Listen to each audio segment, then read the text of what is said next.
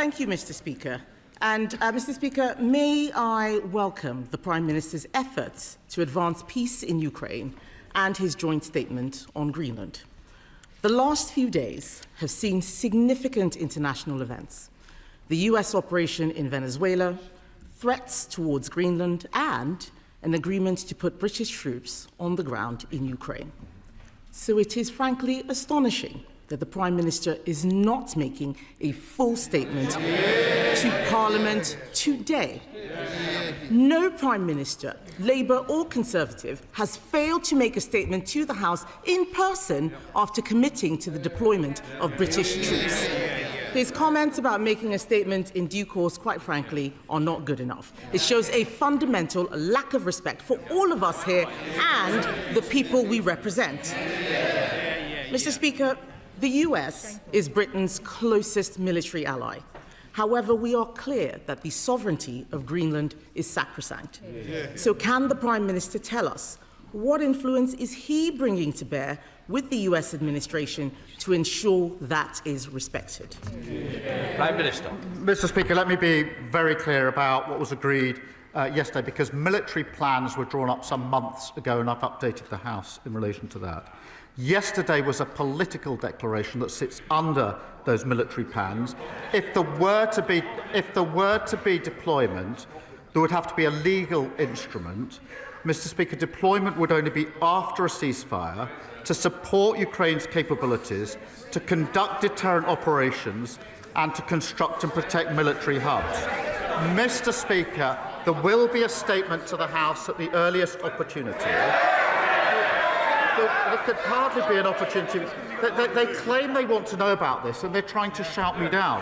Mr. Speaker, in relation to the House, if there were a decision to deploy under the agreement that was signed yesterday, then I would put that matter to this House for a debate beforehand and for a vote on that deployment. That is consistent with recent practice, and I'll adhere to that. Mr. Speaker, why is today not the earliest opportunity? The truth is, the Prime Minister does not want everybody in this House to be able to ask him questions. So he leaves it just to Prime Minister's questions half an hour. On Monday, at least his Foreign Secretary stood up for 2 hours and 15 minutes. You know, it was a non-event, but at least she did that. He is scared of us being able to ask him questions. Yes. 6 questions. Yes, he's here. Please. I've also requested that we do need an early statement. This House should always be informed first. So I don't like the chantering. Let the questions continue. Well, one of them asked, but he is here. He's got no choice but to be here for Prime Minister's questions. That's why he's here. If he could skip this, we know he would do. But back to the matter at hand, Mr. Speaker. We all agree, all of us here agree, I think most of us here agree, that NATO is the bedrock of our security. The future of Greenland is of fundamental importance to the future of the alliance. And I am sure that the Prime Minister agrees that it is essential for NATO leaders, including and especially the US, to meet. Will the Prime Minister call for an urgent meeting of NATO leaders? Prime Minister. Mr. Speaker, she says she wants to hear about Ukraine. She's got 6 questions. She's not even asking a second question about what we did yesterday. She's got the opportunity. Mr. Speaker, in relation... Sorry, can I help the Prime Minister? You don't need to worry about the responsibility of the questions of the opposition. That's the Mr. Speaker, NATO is the single most important and effective military alliance the world has ever seen. In the 18 months we've been in power, I've done everything within my ability to strengthen NATO. We had one of the strongest NATO meetings last year, the summit, where we had more members of NATO and more unity. When I arrived back to the House to make a statement, which of course she asked for, her position was I shouldn't have missed PMQs, I should have empty-chaired the NATO summit. That's how serious she is about NATO, Mr. Speaker. You didn't answer the question, Mr. Speaker. I asked him if he would call for an urgent meeting of NATO leaders. We can all see that the situation is moving rapidly. I also note that he has still not had a call with President Trump. That is concerning 4 days after the events in Venezuela. But yesterday, he announced that Britain and France had signed, he says, a political agreement to put troops on the ground in the event of a peace deal in Ukraine. So given the Prime Minister is not making a statement about that deployment of British troops abroad, one of the most serious decisions a government and a parliament can take, irrespective of what he says, can he at least confirm how many troops would be sent to Ukraine and whether they would be in a combat role? Prime Minister.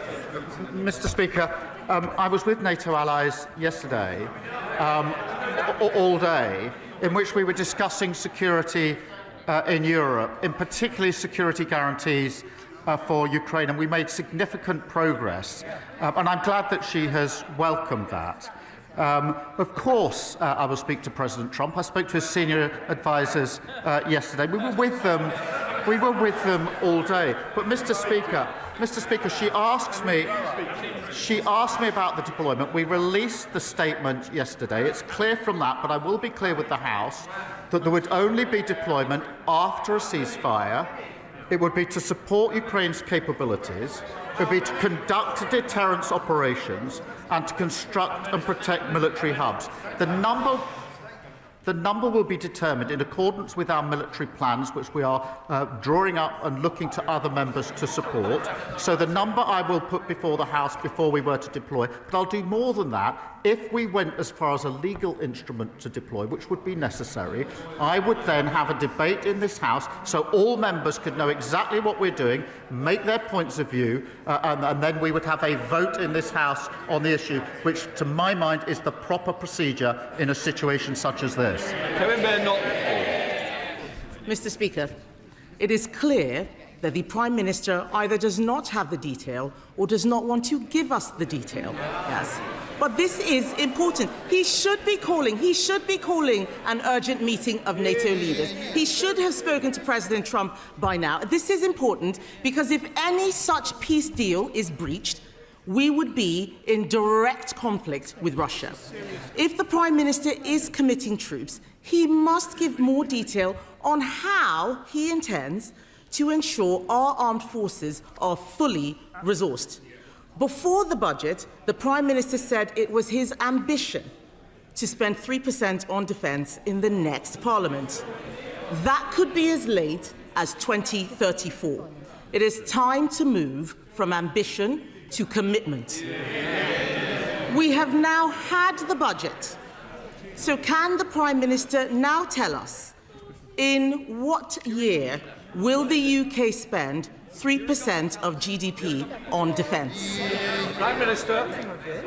Mr. Speaker, just on this serious issue she puts to me in relation to security guarantees and the American role and our dialogue with the Americans, I can assure the House I spoke to President Trump twice over the Christmas period in relation to this specific issue, along with members of the E3, along with European allies. That has been a constant course of our discussion. There's no question of acting on this without full discussion with the Americans, and their senior negotiators were there at President Trump's request yesterday and on his instructions, and they were talking to him during the course of yesterday as we negotiated. So to assure the House, because it is a serious position she's putting to me, on the question of security guarantees, there is nothing between the UK and the US, and we've been constantly discussing this over many, many weeks and months. We've made huge progress. I have personally spoken to President Trump about it on 2 occasions since we were last in this House. I do want to reassure her and the House in relation to that really important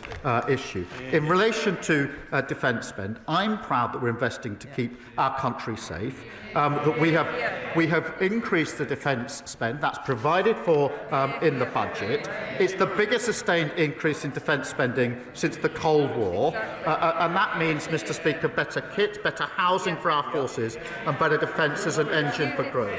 Mr. Speaker, that does compare to their record. Ben Wallace, who was on the radio this morning, the longest-serving Conservative Defence Secretary, admitted that on their watch the armed services had been, in his words, hollowed out. And our defence...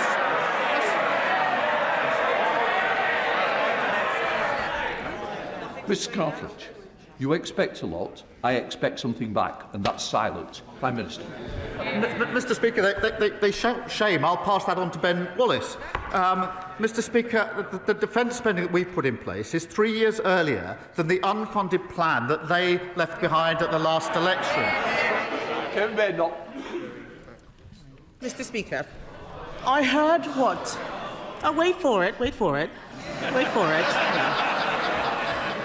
What Ben Wallace said was that spending had fallen under all governments. 3%, the last time,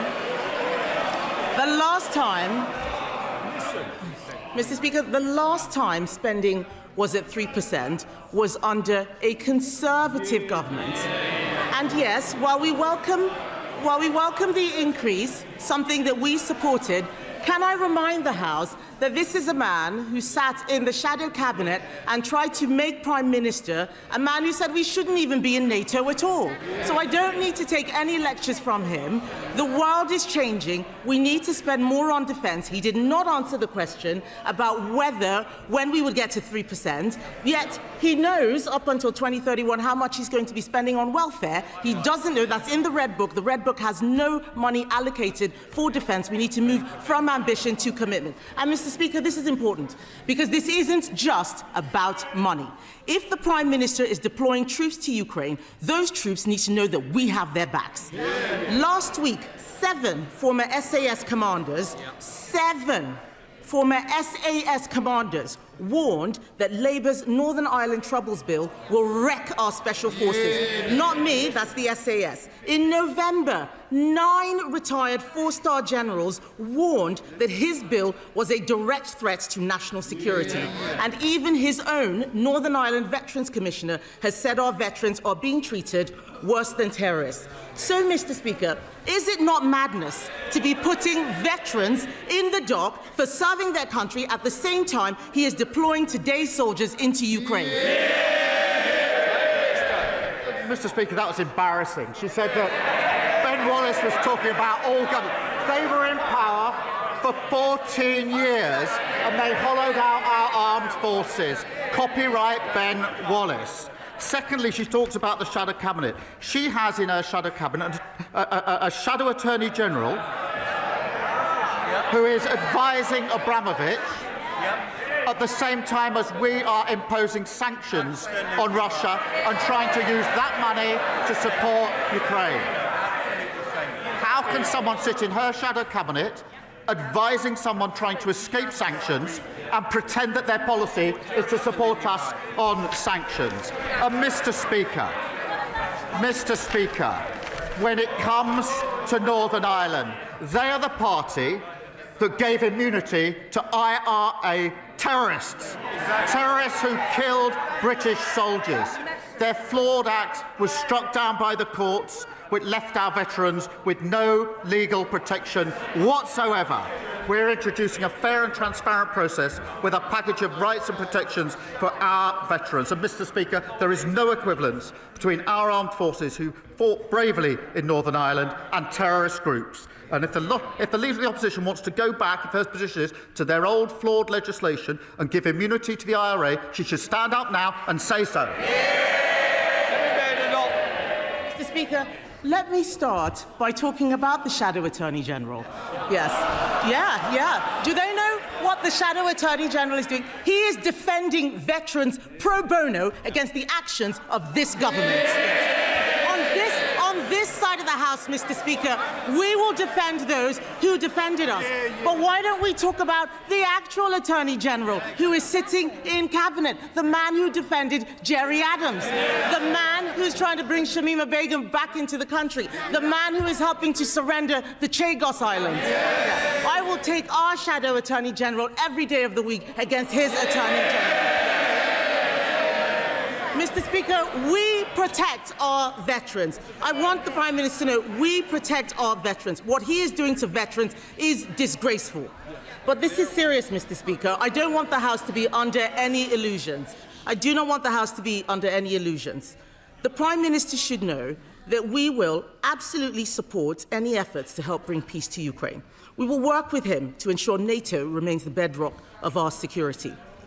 But we cannot write a blank cheque when he is also surrendering the Chagos Islands, surrendering our veterans to lawfare, and surrendering to his backbenchers by prioritising welfare handouts over defence spending, as if the world has not become more dangerous. So, Mr. Speaker, isn't it time the Prime Minister changed course and for once put the British national interest first? Mr. Speaker, she talks about the Shadow Attorney General. Of course I accept that lawyers have to represent all sorts of clients. Of course I accept that principle. The question is whether the Shadow Attorney General can sit in the Shadow Cabinet when the party opposite says it supports us on sanctions. We want the money from Chelsea Football Club to go to Ukraine. I'm not sure whether that's her position. If it is her position, presumably it's something they discuss in the Shadow Cabinet, advised by a Shadow Attorney General who is representing the very man whose money we want to send to Ukraine. If she can't see the conflict of interest in that, then she shows no judgment and no leadership at all. The same old. It's a new year, but the Leader of the Opposition's got absolutely nothing to offer the country. She is totally irrelevant. Nobody is listening to her. Mr. Speaker, this is the year when on this side we turn a corner, people benefit from the decisions we made, £150 off energy bills, freezing rail fares and lifting 500,000 children out of poverty. We're turning the corner and there's much more to come.